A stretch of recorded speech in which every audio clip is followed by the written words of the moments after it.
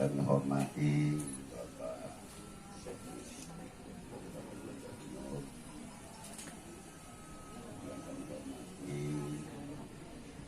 Bapak Kepala Desa Loyo beserta jajaran yang kami hormati, Bapak Syukur, yang kami banggakan para pengurus dan anggota Popsi Kabupaten Lombok Timur. Pertama-tama marilah kita semua menjadikan puji syukur kehadirat Allah Subhanahu wa Ta'ala atas ridhonya pada di menjelang siang ini kita dapat berkumpul di tempat ini dalam rangka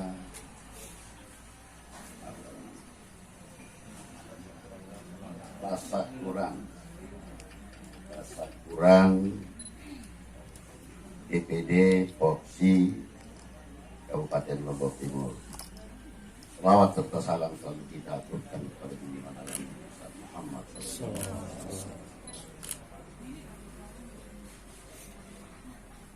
Bapak dan saudara-saudara sekalian, tentunya saya atas nama pribadi dan pemerintah Kabupaten Lombok Timur mengucapkan selamat kepada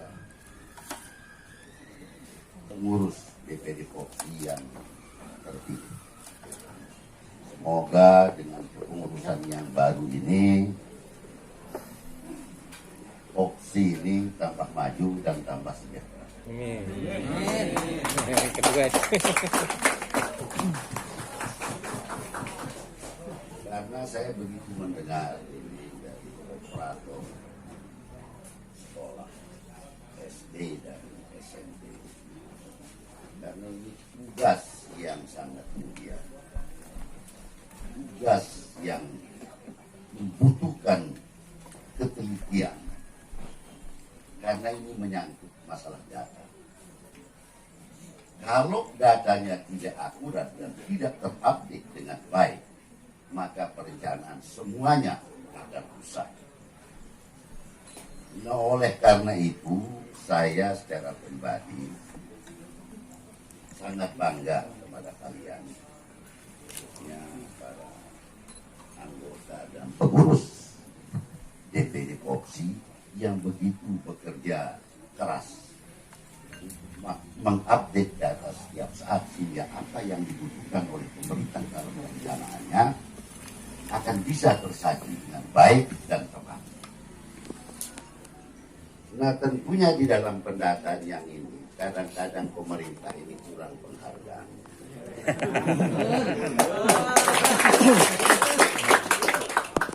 Jadi data ini tanpa data semuanya akan hancur. Kalau data kita tidak akurat, sebaik apapun, sehebat apapun perencanaan, tidak akan pernah sempurna. Nah, tapi kembali dengan yang saya katakan tadi, dia kurang perhatian pemerintah. Nah, sekarang kalau ada berapa honornya, ada yang 250, ada yang 400, ongkos doang mungkin dengan pegawai bagus. Jadi dia simpel saja ini, adik-adik sekalian. Tetapi kalau saya bandingkan dengan apa yang dilakukan oleh guru-guru madrasah, dengar honor terbenci sekolah Arab itu guru di mana kalau belah. Tapi karena ikhlasnya mungkin berkah itu ada. Kalau kita pikir apa yang dilakukan oleh guru-guru pondok pesantren ini, di negeri baunya orang mana? Ongkosnya datang sekolah doang di bau. Tetapi apa yang terjadi? Bapak ibu guru sekolah yang ada di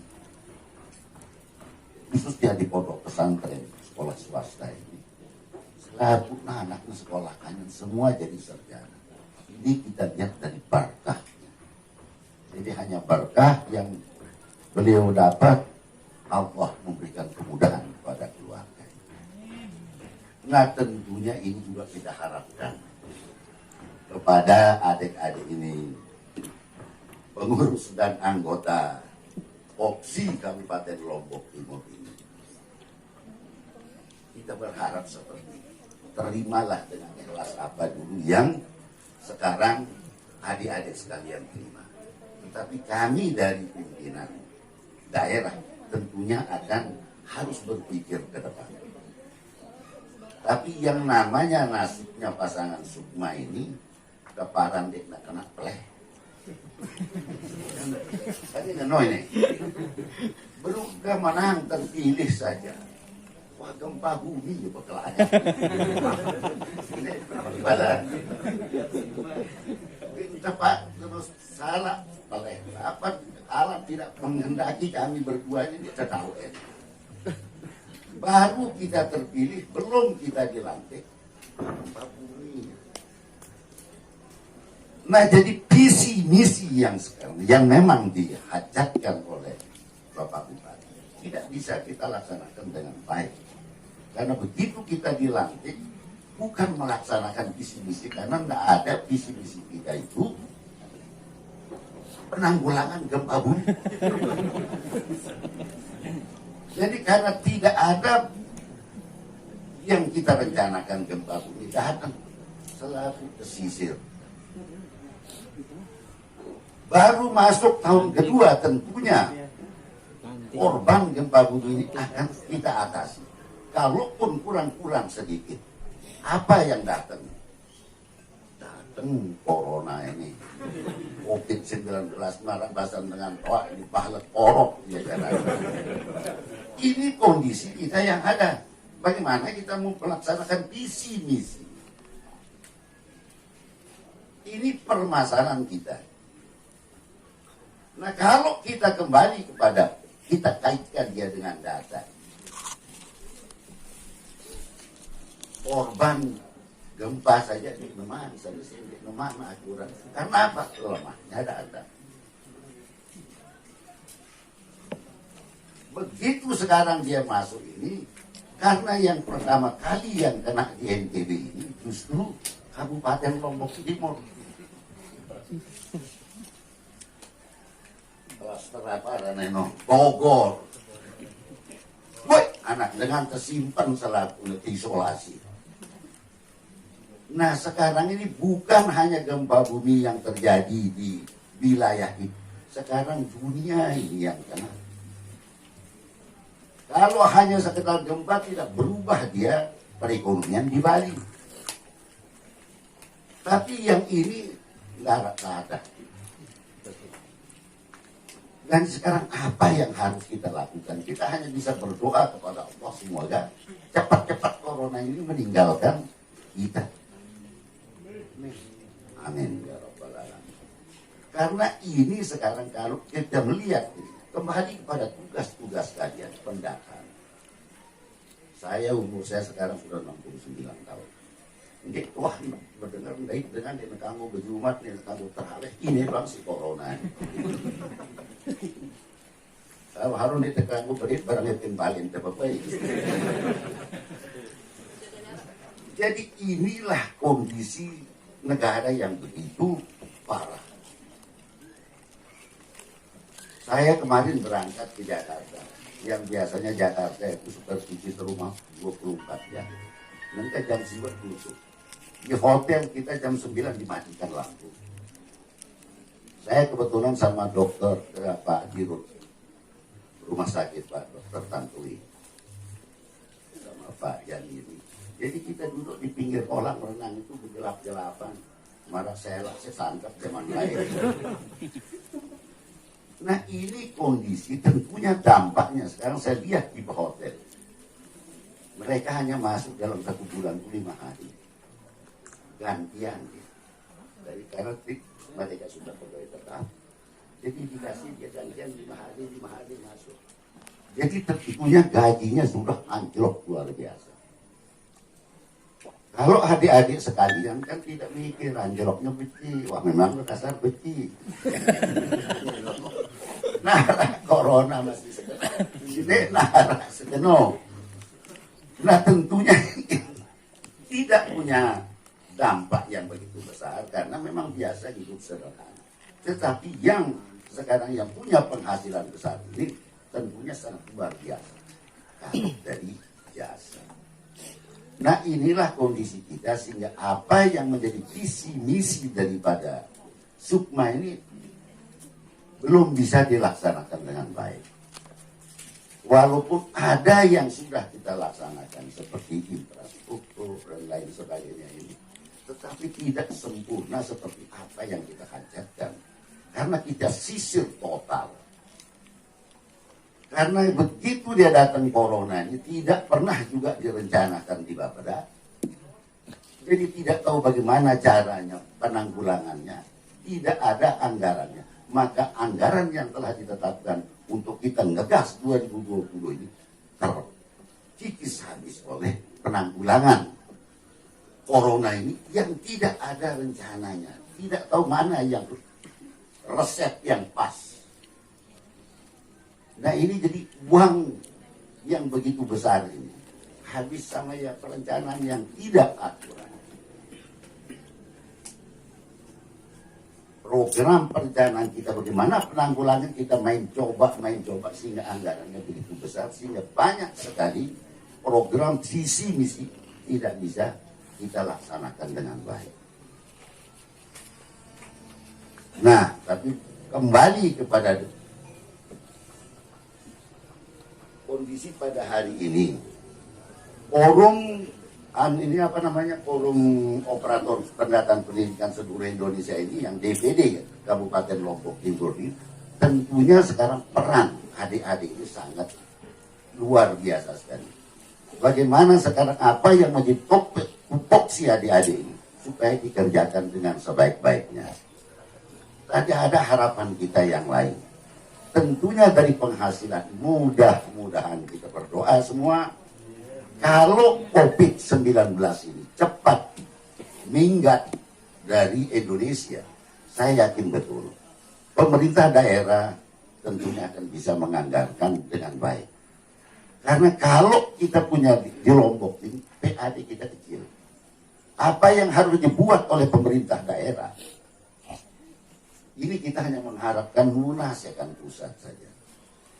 Tetapi sekarang kalau kebijakan tentunya harapan kita ke depan, kita akan bicara bersama. Bagaimana supaya dari PAD hal-hal yang mungkin tidak diperlukan mungkin bisa diarahkan untuk kesejahteraan adik-adik ini ke depan. Mudah-mudahan perekonomian kita di Lombok Timur ini bisa meningkat. Dan kebetulan ada program saya yang akan mendatangkan uang seperti sapi ini juga ada sehingga PAD kita akan bisa meningkat. Tentunya dengan PAD kita itu meningkat tambah besar, bisa kita arahkan untuk kesejahteraan adik-adik sekalian. Nah ini mungkin yang bisa saya sampaikan karena banyak sekali acara pada hari ini. Habis ini saya ke PT Batu baru dari Balikpapan ini sudah tempat maju sekarang teduh ini setiap mandatnya. Tapi mudah-mudahan ini dengan adanya ini DPD Popsi ini bisa berbuat juga untuk bisa meningkatkan kesejahteraan. Apa yang bisa dilakukan nanti bisa dikoordinasikan dengan Dikbud juga apa. Jangan mengharapkan hanya dari gaji. Coba berpikir yang lain. Misalkan kalian buat operasi, saya bisa kasih sapi. Kalian kerja saja untuk jeroan saja, isi dalam. Kalau kalian bisa berbuat memanfaatkan dengan sebaik-baiknya, saya yakin lebih besar Anda dapat daripada. Kalau kalian sekarang punya pasti harap pada berdua bangka atau berdua kebun. Misalkan setiap kecamatan, saya bisa kasih kalian sapi Australia. Siap, ke kecamatan. Ya. Terus pada berdua kebun, cemina kandang ini. Kepada ada, jadi jual-jual baru saja besok. Ya, ya, kalau kandang itu wajib karena ini tidak ada urusannya dengan pemerintah, tidak ada dana APBN, tidak ada dana APBD, kecuali yang pur. Kalau pur ini adalah pinjaman. Pinjam 15, kembali 15 selama 1 tahun. Bunga bank dan premi asuransi ditanggung oleh pemerintah. Tetapi sapi Australia yang insya Allah akan datang pada bulan April, hanya kelebihan berat yang kalian dapat. Terima 400 atau 300 kilo. Begitu dia 4 bulan naik, setiap hari dia 1 kilo menjadi 120 kilo. Dan ini optakernya saya sendiri. Saya beli dengan kelebihan berat itu 55.000. Jadi 1 ekor 6.600.000. Tapi kalau pelihara 1 ekor tidak pernah bahagia. Jangan kalian harap bisa berubah nasib. Minimal 5 ekor 1 orang. Kalau yang paling bagus 10 ekor. Kalau selalu mengarat sapi. Tetapi kalian ini orang-orang cerdas. Saya pikir kalian orang cerdas. Kalau memelihara 10 ekor sapi, boleh berguru sama Aki Herman di Lendang Batu. Jadi dia belikan dia konsentrat. Kalau saya tidak salah dia bilang 4 kilo. Apa 5 kilo. Dengan harga 3.000. Berarti 15 atau 12.000. Kalau sekarang dia beli pakan rumput 10.000 katanya. Jadi dia hanya 25.000. Tapi dia 15. Nah kita beli 55.000. Kan waktu nggak sehiu, kamu sekilo tabungan. Nah sekarang kalau dia 10 ekor, mereka 66 juta. Bapak kalikan dia harga pakan sekian, kurangi dengan itu, baru kalian kalah gajinya ini orang-orang seperti. Apalagi gaji saya. Kita gaji kita jadi wakil bupati 5 juta. Lu hodor lu deh.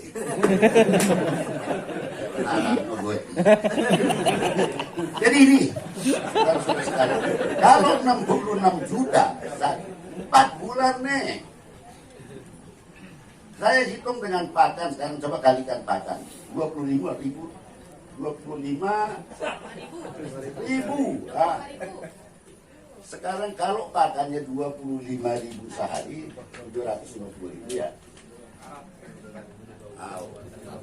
Ya, kali 4 bulan, wah.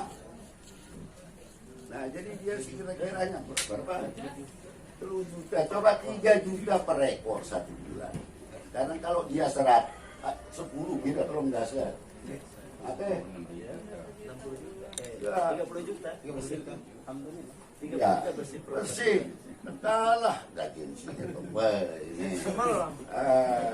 Coba Ino juga sambil ngetik. Ada lagu, lihat sapi. Kalian lebih bahagia. Nah, itu. Jadi ini jangan. Belum lagi yang muda makanya Ustadz ini bisa nyembelih ini. Kalau kita sumpah ya dulu masalah sih nyembelih dosa ya. Jadi dosa kami di perusahaan. Kita berikan dia 50.000 1 kali. Menurut tadi Herman ya, kalau dia 25 ekor nggak sampai 1 jam katanya. Apalagi ini hanya dijepit, potong balik, gorok, jadi ganti 10 menit. Kalau dia bisa potong Ustadz ini 100 ekor, 5 juta sekilo. Ustadz jagal. 5 juta sekilo, kalau belah juta sebulan, belum siwa senina bau si penyimpan. Nah, jadi jangan berpikir kesejahteraan, banyak hal. Nanti sekarang kita datangkan kerupuk padu dari Bandung. Kenapa enggak kalian buat kerupuk padu ini? Ini yang ini segina-gina ini. Itu jual kooperasi dia banyak. Nah ini salah satu hikmah orang sabar bekerja keras. Nah ini saja saya kasih semangat sama adik-adik sekalian. Mudah-mudahan apa yang kalian lakukan ini tetap diberikan kemudahan sama Allah sehingga keluarga kalian bisa sejahtera. Kurang lebih saya mohon maaf ini. Billahi taufiq wal hidayah. Wassalamualaikum warahmatullahi wabarakatuh.